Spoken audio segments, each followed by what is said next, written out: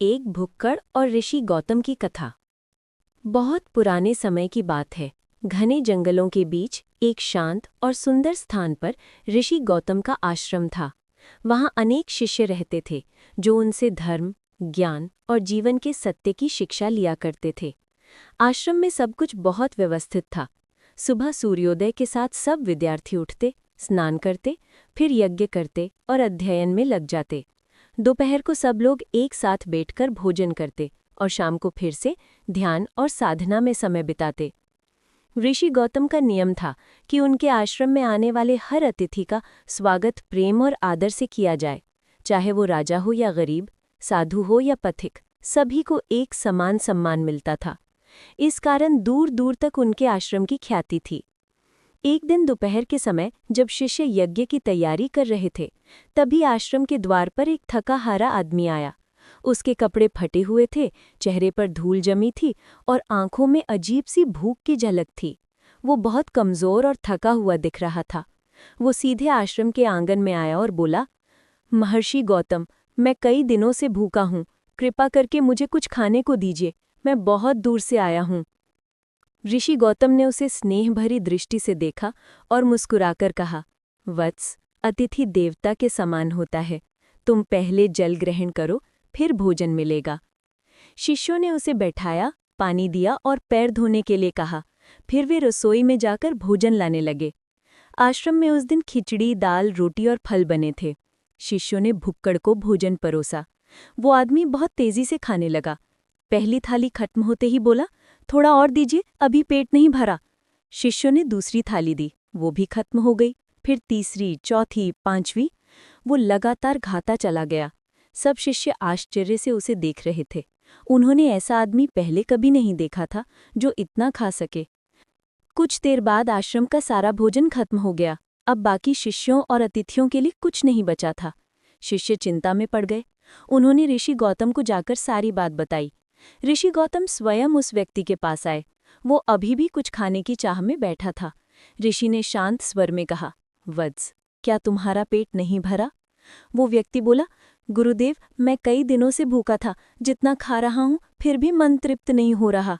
ऋषि गौतम ने गंभीर होकर कहा, भोजन शरीर की भूख मिटाता है, पर मन की भूख अलग होती है। यदि मन लालची है तो कोई भी मात्रा उसे संतुष्ट नहीं कर सकती। भुक्कड़ ने सिर झुका लिया। उसे शर्म महसूस हुई। वो बोला, गुरुदेव, मुझे क्षमा करें, मैं सच में बहुत भूखा था, पर अब समझ गया हूँ कि मेरी भूख सिर्फ पेट की नहीं थी, मेरे मन की भी थी। मैं लालच में अंधा हो गया था।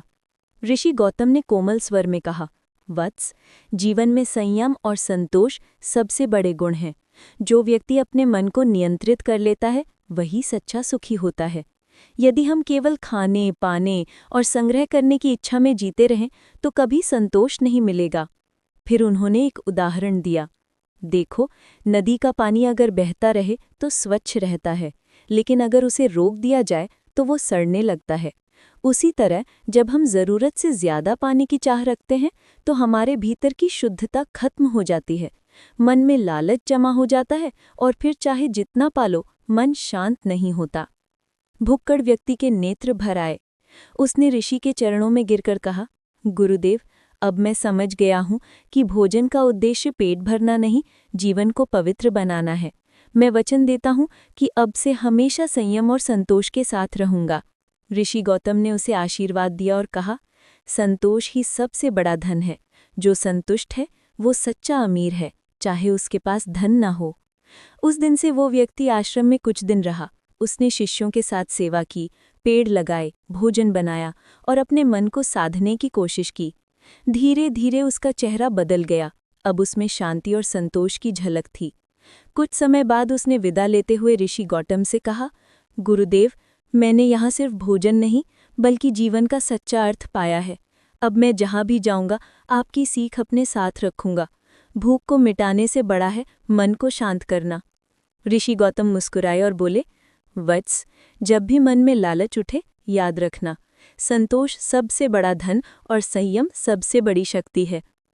भुक्कड़ ने हाथ जोड़कर प्रणाम किया और नए जीवन की शुरुआत करने निकल पड़ा। अब वो लोगों को संतोष और संयम का महत्व समझाने लगा। धीरे धीरे उसने अपने गांव के लोगों की सोच बदल दी। वो जहां भी जाता कहता, भोजन, धन और वस्तुएं कभी पूरी नहीं होती, लेकिन मन का संतोष अनंत सुख देता है। समय बीतता गया और वो व्यक्ति एक सम्मानित और ज्ञानी इंसान बन गया। लोग उसे संत भुक्तानंद कहने लगे, क्योंकि जिसने एक बार भूख से पीड़ित होकर संतोष का अर्थ जाना, वही दूसरों को तृप्ति का मार्ग सिखा सकता है। कहानी की सीख 1। संतोष सबसे बड़ा धन है। जो व्यक्ति जो कुछ है उसमें खुश रहना सीख लेता है, वही सच्चा सुखी है। 2। लालच का कोई अंत नहीं होता। जितना पाओगे उतना और चाहोगे, इसलिए जरूरत भर लो, लोभ मत करो। 3। संयम जीवन की सबसे बड़ी शक्ति है।